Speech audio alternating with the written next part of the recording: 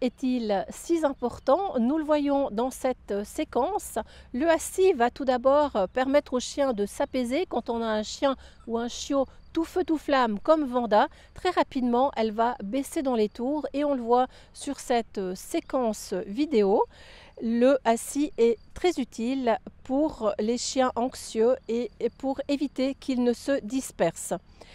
Le assis va permettre au chien de se poser mentalement, d'attendre, comme on le voit Vanda, très calmement et de se concentrer sur vous, de vous regarder et d'attendre finalement votre ordre, votre prochain ordre, j'ai envie de dire. Restez bien jusqu'à la fin de cette vidéo parce que pour terminer, je vais vous montrer une séquence d'un assis très particulier devant des chèvres pour vous sauver de certaines situations délicates.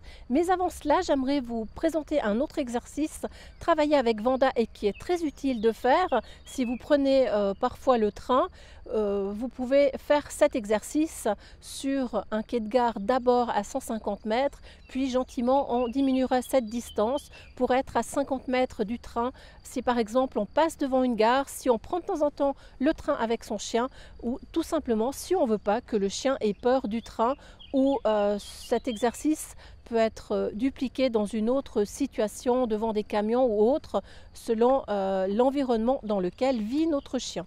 Alors nous le voyons ici. Tout d'abord Vanda regarde dans la première séquence calmement autour d'elle. On voit très bien qu'elle prend le temps de regarder qu'est-ce qui se passe. Elle entend des enfants qui jouent au loin, elle va les écouter, elle va les regarder et le assis lui permet dans une position, j'ai envie de dire, de sécurité de regarder tranquillement son environnement en revenant gentiment à un côté très zen. La séquence qui vient ensuite, gentiment, on va voir le train qui va passer derrière elle, mais ce qui est important, c'est qu'avant que le train passe derrière elle, Vanda soit vraiment calme et soit dans cette position assise. Mais ce qui est important quand on amène aussi son chien dans ce genre de situation, c'est d'avoir une sécurité maximale.